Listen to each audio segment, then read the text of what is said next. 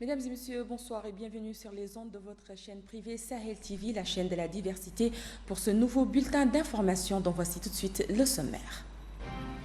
Biram Daoul Abeid et Brahim Ould Ramdan sont libres. La Cour suprême s'est prononcée ce mardi en faveur de leur libération.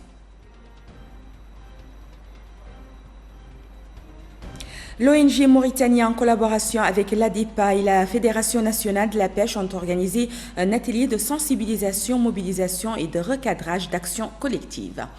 Merci, mesdames et messieurs, de vous joindre à nous et nous ouvrons cette édition par la libération de M. Biram Ould Abeid, président d'IRA Mauritanie, et de M. Brahim Ould Ramdan, en prison depuis 16 mois. Ils avaient été condamnés par la Cour suprême d'Alleg à 2 ans de prison ferme pour appartenance à une organisation non reconnue, rassemblement non autorisé, appel à un rassemblement non autorisé et violence contre la force publique.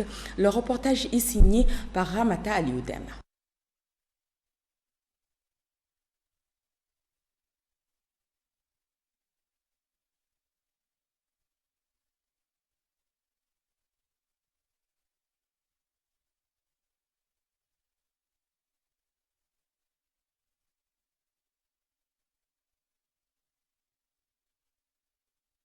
Nous sommes ici devant les locaux de la Cour suprême. Nous attendons le délibéré suite à l'audience sur le dossier de nos présidents Biram Abeid et Brahim Ould Ramdan. Ils ont été arrêtés de façon illégale, ils ont été détenus de façon illégale. Leur dossier a été traité tout au long du processus avec beaucoup d'injustice. Donc nous attendons qu'enfin que la Cour suprême se prononce de façon claire en faveur du droit et que les présidents Biram Abeid et Brahim Ould soient libérés. La haute juridiction a requalifié les faits d'appartenance à une organisation non reconnue et de rébellion contre la force publique, un attroupement maintenu après les premières sommations passibles de 2 mois à 1 an de prison. Je remercie nos avocats, nos militants. On a confiance à nos avocats et à la justice mauritanienne, mais on n'a pas confiance à notre président Aziz, qui est le président du peuple mauritanien, qui a montré injustice, alors que Biram Salit est noble. Il lutte contre l'injustice, le racisme et la ségrégation en Mauritanie. Rappelons que le militant anti-esclavagiste a été arrêté le 11 novembre 2014 à Rosso, parmi d'autres défenseurs des droits humains, suite à l'organisation d'une caravane contre l'esclavage foncier et l'expropriation des terres que subiraient les populations du sud du pays. Lauréat du prix des Nations Unies pour les droits de l'homme en 2013, Biram Ould Abeid est arrivé en 2e position aux élections présidentielles de juin 2014. Toujours dans le cadre de cette libération, les États-Unis d'Amérique se félicitent de la décision de la Cour suprême de libérer M. Biram Ould Abeid, président de l'initiative pour la résurgence du mouvement abolitionniste IRA, et le vice-président d'IRA, M. Brahim Bilal Ould Ramdan. Les États-Unis d'Amérique soutiennent le travail important des défenseurs des droits de l'homme, y compris celui des activistes du mouvement anti-esclavagiste et leur droit fondamental à défendre pacifiquement leur cause. Nous continuons à soutenir les efforts déployés par le gouvernement mauritanien à s'engager de façon pacifique et constructive avec les leaders religieux, les dirigeants du système judiciaire, les représentants tribaux et la société civile pour le renforcement de l'unité nationale et l'éradication de l'esclavage et de tous ces vestiges existants en Mauritanie, nous livre ce communiqué de l'ambassade des États-Unis d'Amérique. L'ONG Mauritanie, en collaboration avec l'ADEPA et la Fédération nationale de la pêche, ont organisé aujourd'hui à Nouakchott un atelier de sensibilisation, mobilisation et de recadrage d'actions collectives des partenaires et parties prenantes du projet renforcement de la bonne gouvernance de la pêche et au sein des organisations professionnelles de la pêche artisanale dans les 7 pays membres de la Commission sous-régionale des pêche Afrique de l'Ouest. Objectif, présenter et partager le contenu du projet en question. Fatima Tadé pour les explications. Renforcement de la bonne gouvernance de la pêche et au sein des organisations professionnelles de la pêche artisanale dans les 7 pays membres de la Commission sous-régionale des pêches Afrique de l'Ouest, tel est le projet d'un atelier national de sensibilisation, mobilisation et de recadrage d'actions collectives en Mauritanie, organisé aujourd'hui à Nouakchott par l'ONG Mauritanie 2000 en collaboration avec la Fédération nationale de la pêche et l'ADEPA. L'objectif est de partager le contenu du projet en question et ses approches, de passer en revue les 3 anciens OPA et leurs leaders qui avaient touché par les premiers du projet, mais aussi d'identifier 3 nouvelles OPA, c'est-à-dire pêcheurs, mareyeurs et transformation artisanale, et enfin identifier un organe de cogestion locale à soutenir par le projet. Dans ce mot d'ouverture de cet atelier, le directeur général de l'exploitation des ressources halieutiques a souligné l'importance de ce projet dans le secteur de la pêche. Je suis très honoré d'ouvrir cet atelier sous-régional de sensibilisation et de mobilisation des partenaires dans le cadre de la DEPA. Je considère que c'est une très bonne approche de développer le partenariat entre nos pays au profit de nos populations avec nos organisations professionnelles. Je confirme que la pêche artisanale en Mauritanie a une place importante dans toutes les politiques de pêche, notamment la dernière stratégie, par tous les bienfaits qu'elle offre à nos pauvres populations.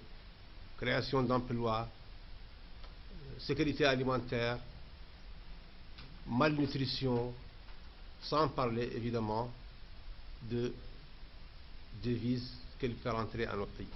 L'occasion aussi pour le président de la Fédération nationale de la pêche de mettre en exergue l'intérêt qu'il accorde à ce projet et d'expliquer que la mise en œuvre et au suivi ainsi que l'évaluation des politiques des pêches est une condition indispensable à la durabilité des pêches, avant d'ajouter que le secteur de la pêche contribue de manière significative à la création d'emplois, de richesses pour les États et les communautés et constitue ainsi une source de nourriture procurant l'essentiel des protéines d'origine animale aux populations.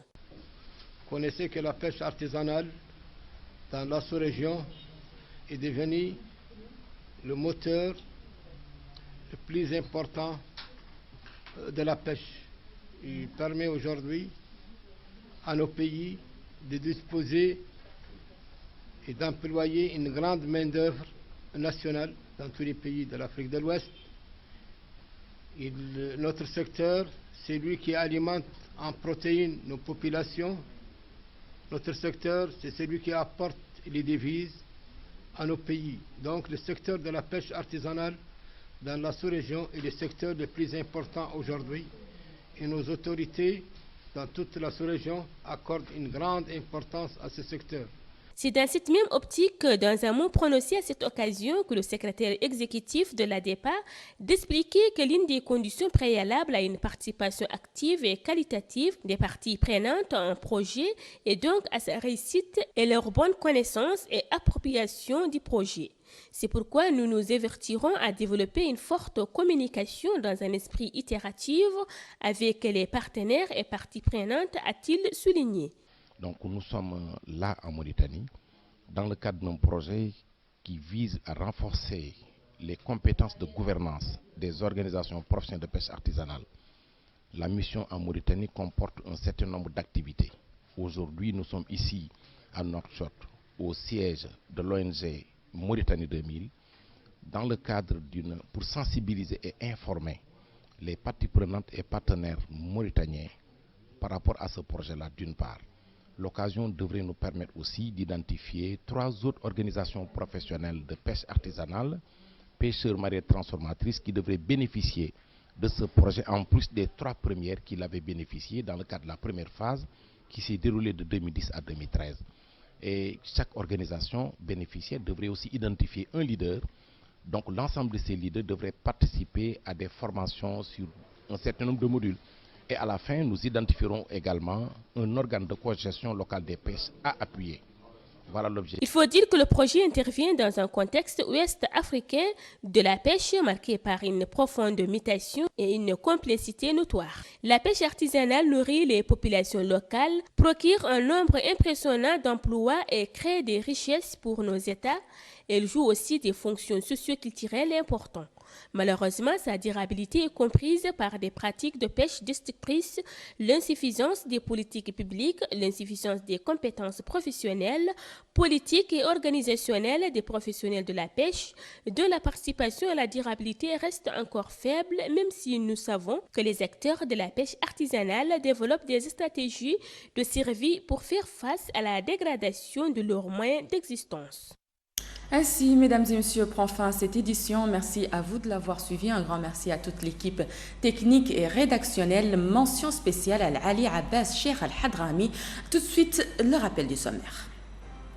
Brahim Daoul Abeid et Ibrahim Oul Ramdan sont libres. La Cour suprême s'est prononcée ce mardi en faveur de leur libération. L'ONG Mauritania, en collaboration avec la DEPA et la Fédération nationale de la pêche, ont organisé un atelier de sensibilisation, mobilisation et de recadrage d'actions collectives. Mesdames et messieurs, l'information continue sur notre site www.sahel.tv. Quant à moi, il m'explique à vous.